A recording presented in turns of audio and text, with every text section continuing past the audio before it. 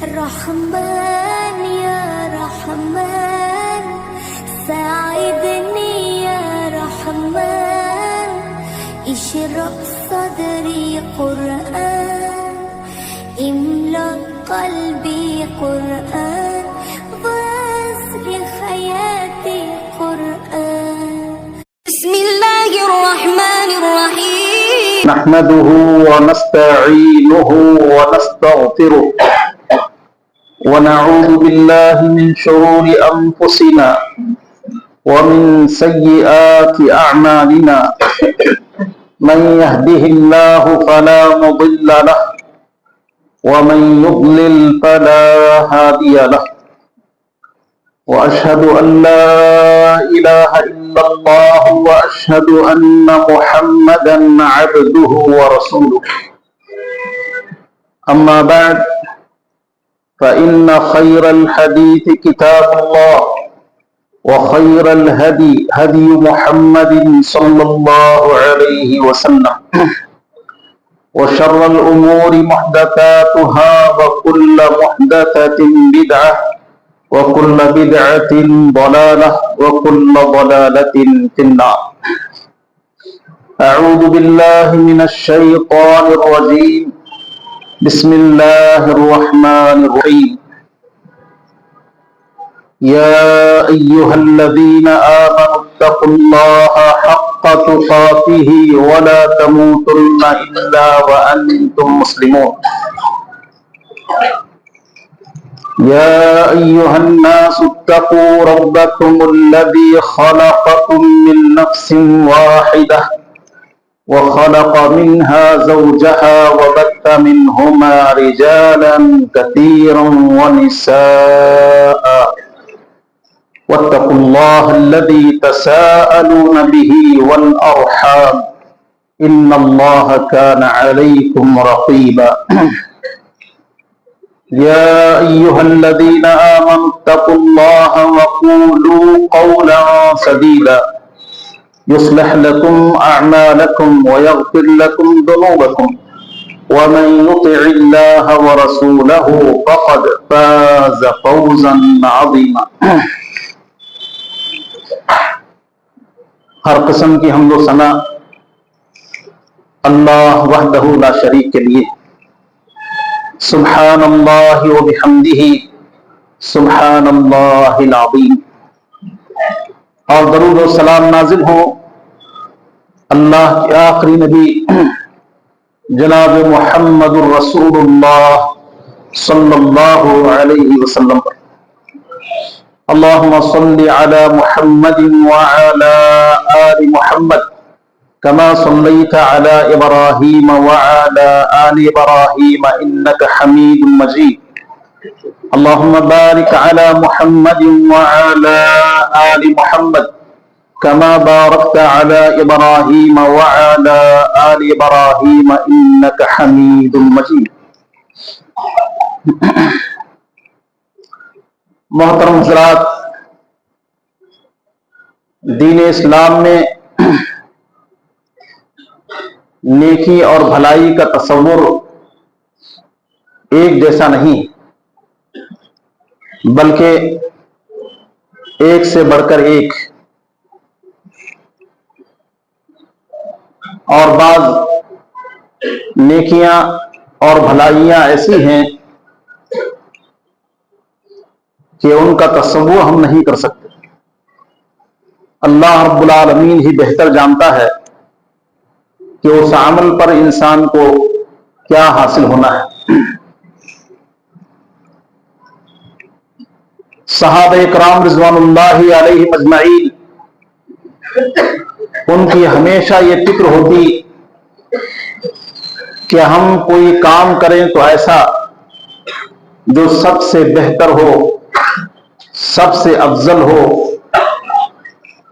ایسا کام کہ جس سے اللہ کی محبت مل جائے، ایسا کام کہ جس سے اللہ تعالیٰ کی رضا اور خوشنودی حاصل ہو، اور جس سے اللہ رب العالمین کی جنت مل جائے. بعض کاموں کو اولیت حاصل ہے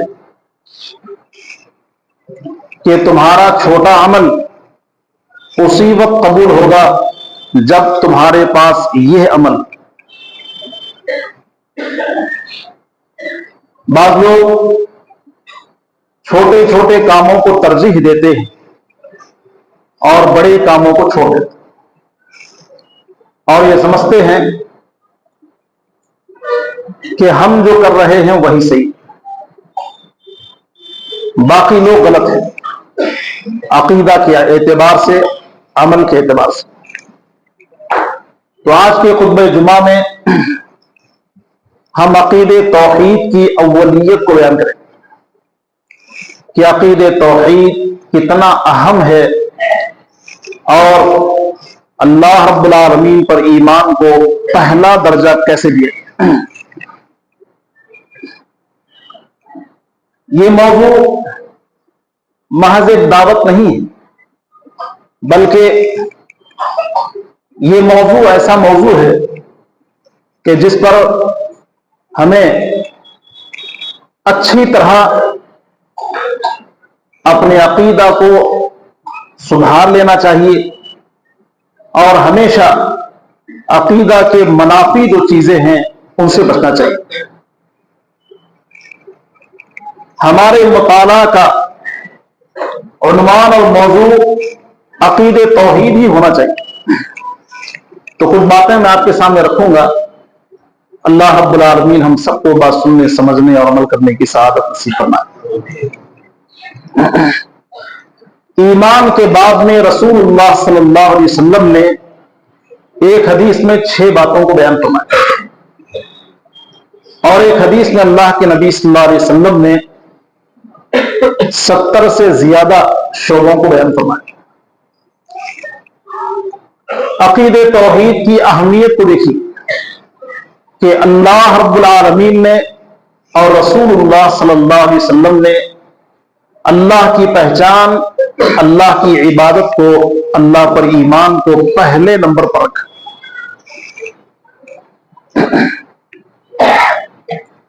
پیارے نبی صلی اللہ علیہ وسلم سے ایمان کی تعریف، ایمان کی پہچان کروائی گئی۔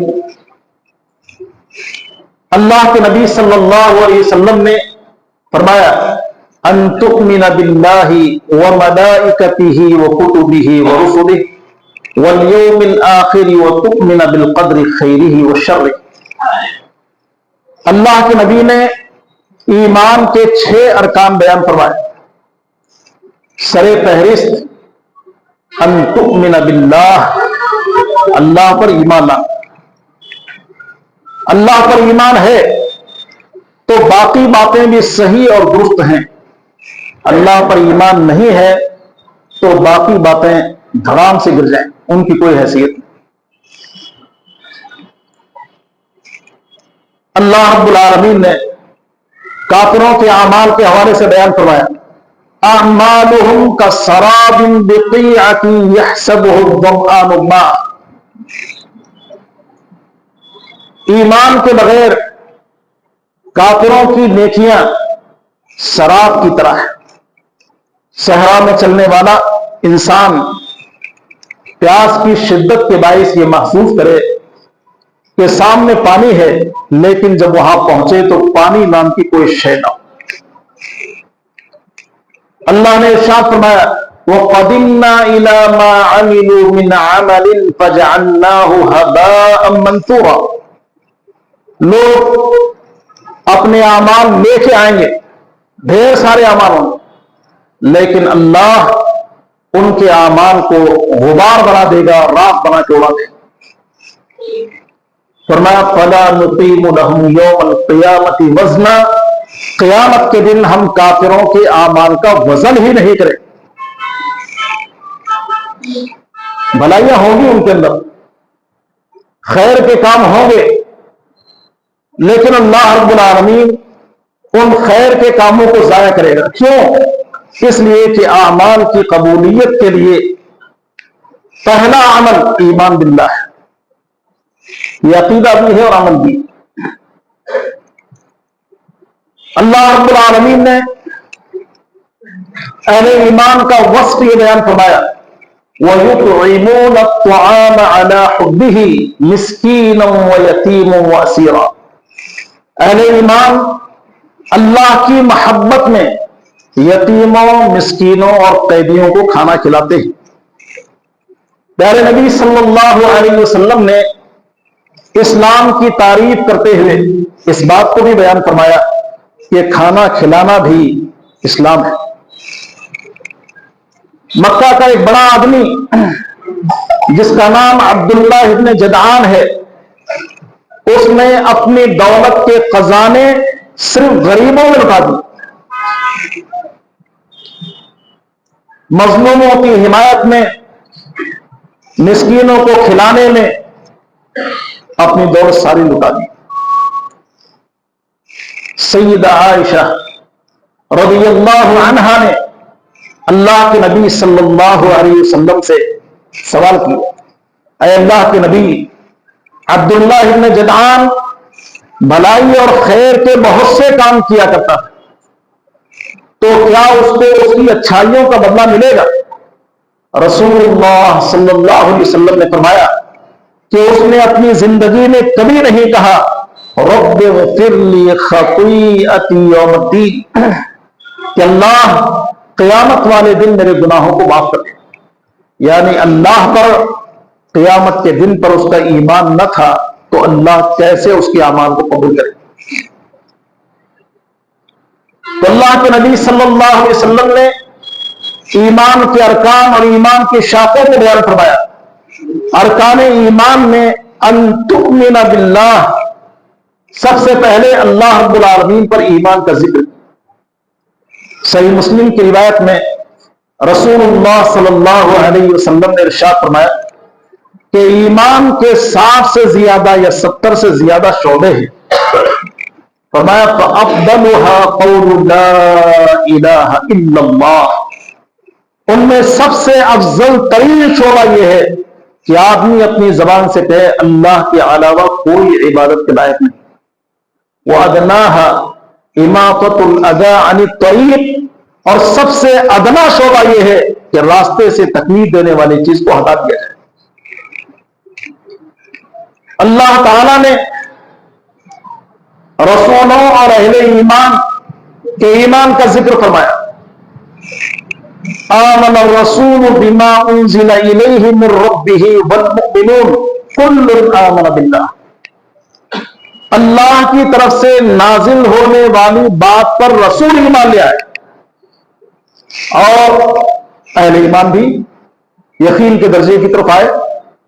فرمایا کہ سب سے پہلے اللہ پر ایمان لے آئے۔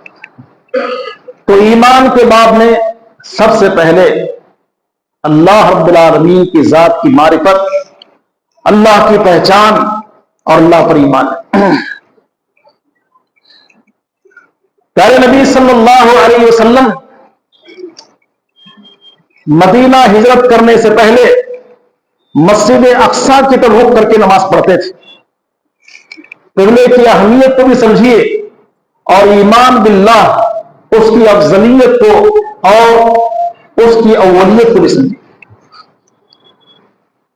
جب اللہ کے نبی صلی اللہ علیہ وسلم مدینہ گئے تو نبی علیہ السلام کی آرزو یہ ہوئی کہ مسجد اقصی کے بجائے مسجد حرام قبلہ بن جائے۔ اللہ رب العالمین کے حکم کا انتظار۔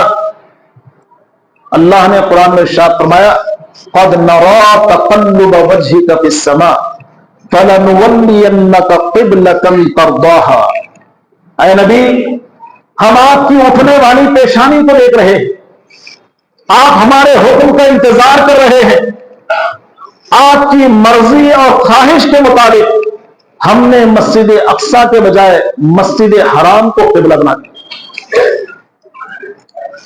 نماز میں توجہ ہو اور یکسوئی کے لیے اپنے چہرے کو ایک سمت کرنا ہے۔ یہودیوں کا بھی قبلہ تھا، عیسائیوں کا بھی قبلہ تھا، کوئی مسجد اقصی کے مشرقی حصے کو قبلہ بنایا ہوا اور کوئی مسجد اقصی کے مغربی حصے کو قبلہ بنایا ہوا۔ اور ہمارے نبی صلی اللہ علیہ وسلم کے لیے اللہ رب العالمین نے مسجد حرام کو جب قبلہ بنا دیا تو لوگوں نے چیمی گوئیاں کرنا شروع کی. یہود نے اس مسئلے کو ہوا دی کہ ہمیشہ ہمارے خلاف چلتے, قبلے کو منہ تبدیل کر دیے. اس کا جواب اللہ نے مختلف انداز میں دیا, لیکن اللہ نے یہ بات بیان فرمائی, لَيْسَ الْبِرُّ بِأَن تُوَلُّوا وُجُوهَكُمْ قِبَلَ الْمَشْرِقِ وَالْمَغْرِبِ. قبلے کے حوالے سے تم اختلاف کر رہے ہو کہ مسجد اقصی قبلہ کیوں نہیں, مسجد حرام قبلہ کیوں ہے. اللہ نے فرمایا وَلَكِنَّ الْبِرَّ مَنْ آمَنَ بِاللَّهِ. اصل بات تو یہ ہے, نیکی یہ ہے کہ اللہ پر ایمان کر لے آتا ہے.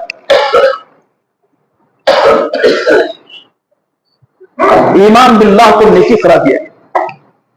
اور دوسری جو نیکی تھی وہ نیکی اپنی جگہ پر ہے, لیکن اس نیکی کی اہمیت اس وقت ہے جب ایمان باللہ ہو. ایمان باللہ نہیں تو اس نیکی کی اہمیت نہیں. مسجدوں کی تعمیر کرنا اور اس میں بڑھ چڑھ کے حصہ لینا یہ ایک اچھا کام ہے. اللہ کے نبی صلی اللہ علیہ وسلم نے بیان کروایا, جس آدمی نے اللہ کے لیے گھر بنا دیا, اللہ کے لیے مسجد بنا دی, اللہ تعالیٰ اس کے لیے ویسا ہی گھر جنت میں بنائے گا. ایک عظیم کام ہے. لیکن اہل مکہ, خاص طور پر قریش, وہ مسجد حرام کی تعمیر اور حاجیوں کو پانی پلانے ہی کو ایک ہی سمجھتے تھے, اللہ کی ذات میں دوسروں کو شریک بنایا ہوا. تو اللہ رب العالمین نے بیان فرمایا اجعلتم سقایۃ الحاج وعمارۃ المسجد الحرام کمن آمن باللہ والیوم الآخر. مسجد حرام کی تعمیر میں حصہ لے کر حاجیوں کو پانی پلا کے کیا تم یہ سمجھتے ہو کہ ان لوگوں کے برابر ہو جاؤ گے جو اللہ پر اور یوم آخرت پر ایمان رکھتے ہیں؟ یہاں بھی اللہ رب العالمین نے اس بات کو واضح کیا کہ ایمان باللہ سے بڑی کوئی اور نیکی نہیں. پہلے ایمان باللہ پھر اس کے بعد دوسری چیز. پیارے نبی صلی اللہ علیہ وسلم سے سوال ہوتا ہے, اے اللہ کے نبی افضل ترین نیکی بتائیے, سب سے افضل ہو.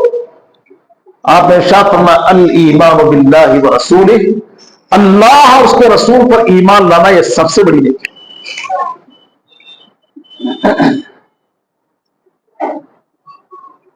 اللہ رب العالمین نے رسولوں کو بھیجا, کم و بیش 1,20,000 انبیاء رسول دنیا میں تشریف لائے. نیکی اور بھلائی کی دعوت دینا ان کا منصب رہا ہے, امر بالمعروف نہی عن المنکر.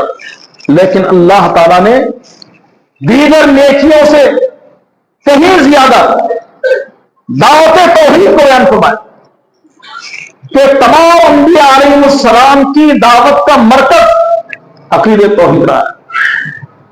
اللہ نے ارشاد فرمایا وَلَقَدْ بَعَثْنَا فِي كُلِّ أُمَّةٍ رَسُولًا أَنِ اعْبُدُوا اللَّهَ وَاجْتَنِبُوا الطَّاغُوتَ.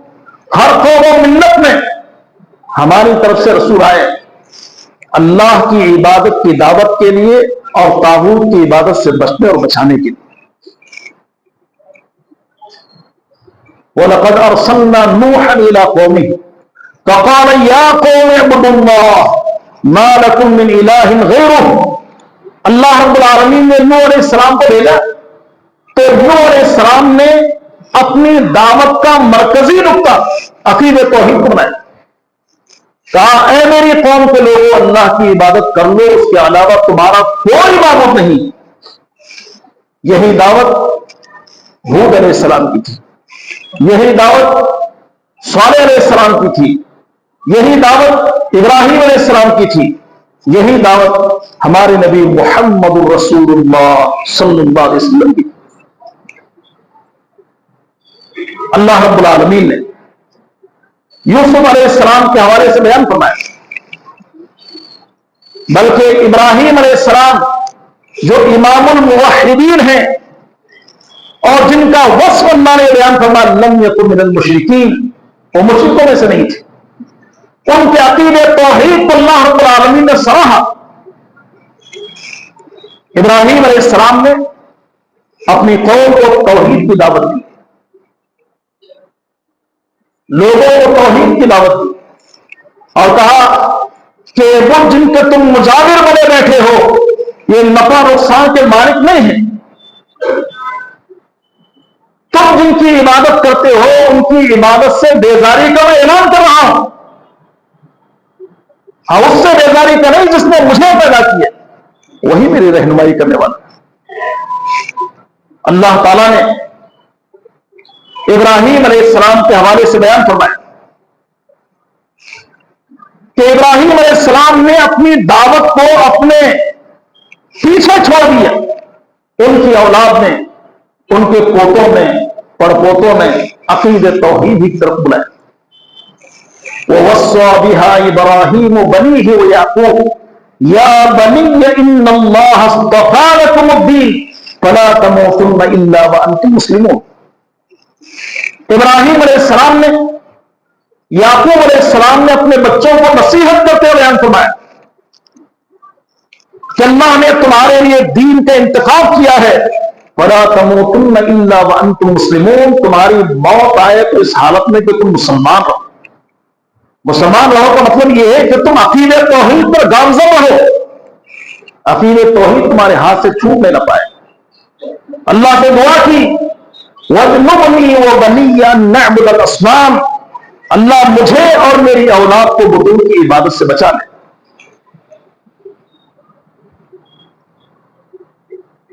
اللہ رب العالمین نے عقید توحید کی دعوت کو ان کی نسل میں باقی رکھا.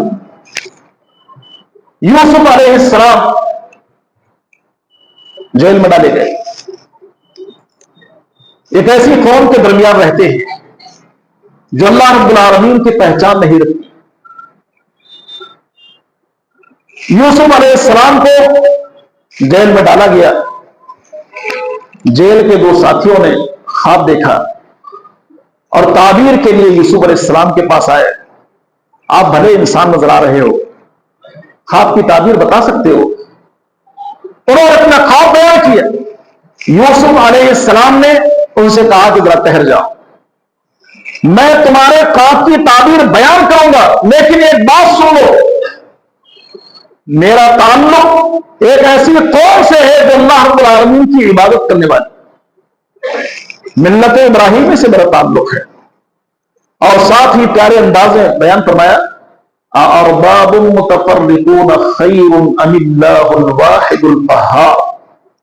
بتاؤ مختلف خدا بہتر ہے یا ایک اللہ جو غالب ہے. یقین توحید کی فکر کہ خود ایک ایسے علاقے میں جہاں اللہ کی عبادت کرنے والا کوئی نہیں. یوسف علیہ السلام نے اپنے عقیدے کی حفاظت فرمائی اور جب دعوت کا موقع آیا تو موقع کو غنیمت جانتے ہوئے سب سے پہلے عقیدے توحید کی بات رکھی. اللہ رب العالمین نے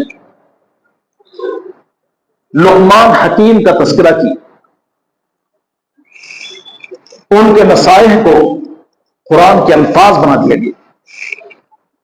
اپنے بچے کو نصیحت کرتے ہوئے انہوں نے کہا یا بنی لا تشرک باللہ ان الشرک لظلم عظیم.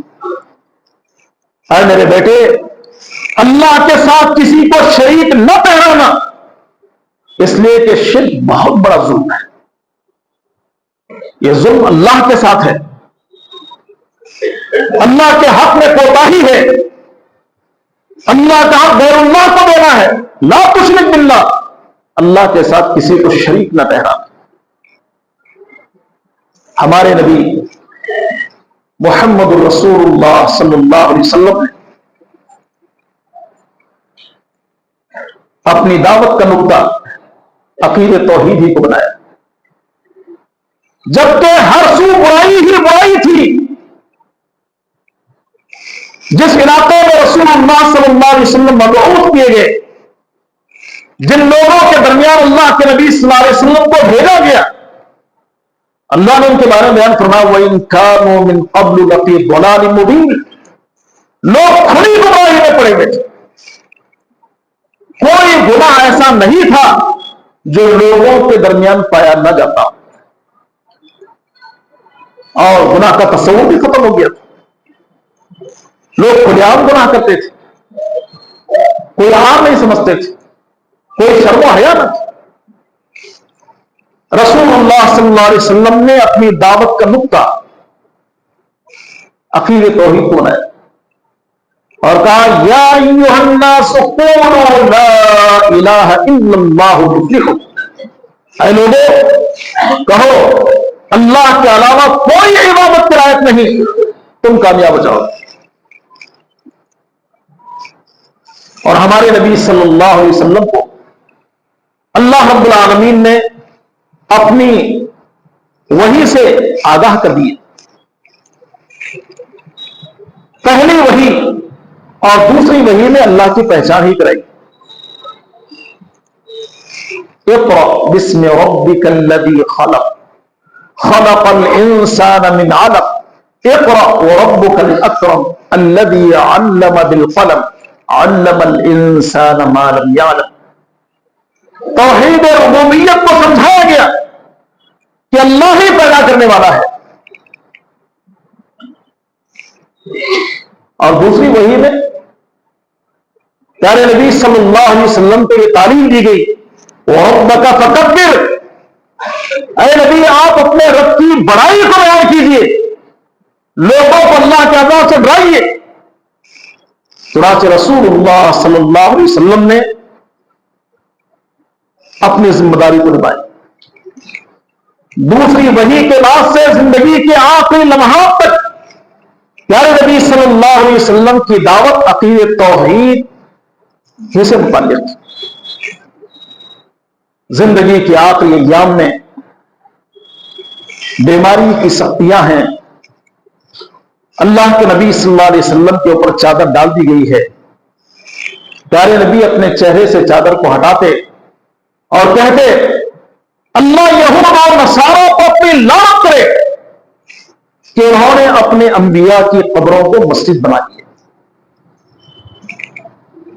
زندگی کے آخری وقت پیارے نبی صلی اللہ علیہ وسلم کا یہ پیغام اس بات کو سمجھاتا ہے کہ کہیں ایسا نہ ہو کہ میرے دنیا سے چلے جانے کے بعد میری قبر کو تم مسجد بنا کے شرک میں مبتلا ہو جاؤ۔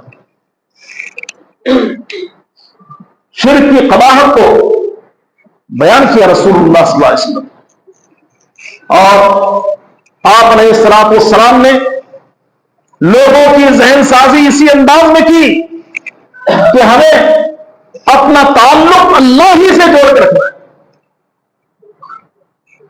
پیارے نبی صلی اللہ علیہ وسلم کی تعلیمات، آپ کی نصیحت اور تربیت پر مشتمل جو احادیث ہیں ان کو دیکھ لیا جائے۔ معاذ نے جبل رضی اللہ تعالیٰ عنہ کو اللہ کے نبی نے اپنی سواری کے پیچھے بٹھایا، سفر چل رہا ہے، سفر میں دنیا بھر کے مناظر سامنے آتے ہیں اور سفر کی کیفیت مختلف ہوتی ہے، لیکن رسول اللہ صلی اللہ علیہ وسلم نے سفر کے دوران معاذ نے جبل رضی اللہ تعالیٰ عنہ سے کہا کہ معاذ جانتے ہو اللہ کا حق بندے پر کیا ہے اور بندوں کا حق اللہ پر کیا ہے؟ فرمایا کہ اللہ اور اس کے رسول ہی کو بہتر علم ہے۔ تو نبی نے بیان فرمایا اللہ کا حق یہ ہے کہ بندے اللہ کی عبادت کرے اور اس کے ساتھ کسی کو شریک نہ ٹھہرائے، اور بندوں کا حق یہ ہے کہ جب بندے اللہ کی عبادت کرتے ہو، اللہ کے ساتھ کسی کو شریک نہ ٹھہراتے ہو تو اللہ انہیں عذاب نہ دے۔ ایک اور موقع پر اللہ کے نبی صلی اللہ علیہ وسلم کے ساتھ آپ کا اپنا چچا زاد بھائی ہے عبداللہ ابن عباس رضی اللہ عنہ، کم عمر ہیں۔ اللہ کے نبی صلی اللہ علیہ وسلم نے ان کی پوری توجہ اپنی طرف کروائی، کہا کہ یا غلام اعلمک کلمات، اے بچے میں کچھ باتیں سکھا رہا ہوں، ان کو یاد رکھ لے، پلے باندھ لے، सबसे पहली बात आपने बयान फरमाई, इहफज़िल्लाह यहफज़, अल्लाह के अहकाम की हिफाजत करना, अल्लाह तेरी हिफाजत करे। इहफज़िल्लाह तजिदहु तुजाहक, अल्लाह के अहकाम की हिफाजत कर लो, अल्लाह को तुम अपने सामने पाओ। अल्लाह की मदद, अल्लाह की नुसरत, अल्लाह की ताईद तुम्हारे सामने। तो गोया कि हमें इस बात का इल्म हुआ कि अकीदे तौहीद ये एक अहम और बुनियादी अकीदा है, जिसको अपनाए और कबूल किए बगैर हमारी कोई नेकी अल्लाह के यहां कबूल नहीं होती। वो हम कलिमा ला इलाहा इल्लल्लाह का इकरार करते हैं, लेकिन उसके तकाज़ों को समझना और उसकी बारीकियों को जानना हमारा हमारे लिए जरूरी है, ताकि अनजाने में शिरक ना जाए, अनजाने में अल्लाह के साथ कोई जुल्म ना हो। अल्लज़ीना आमनू व लम यल्बिसू ईमानहुम बिज़ुल्म उलाइका लहुमुल अम्न व हुम मुहतदून। खालिस तौहीद जिसके पास होगी उनके लिए अम्न होगा और वो हिदायत याफ्ता होंगे। और जिसने ईमान के साथ शिर्क को मिला दिया, जानते हुए अनजाने में, तो अल्लाह रब्बुल आलमीन नेकी को ज़ाया कर देगा, ना उसके लिए अमन है और ना ही वो हिदायत याफ्ता है। अल्लाह हम सबको अकीदे तौहीद की समझ अता फरमाए और उसके तकाज़ों को पूरा करने की तौफीक बख्शे। आमीन व आखिरु दअवाना अल्हम्दुलिल्लाहि रब्बिल आलमीन।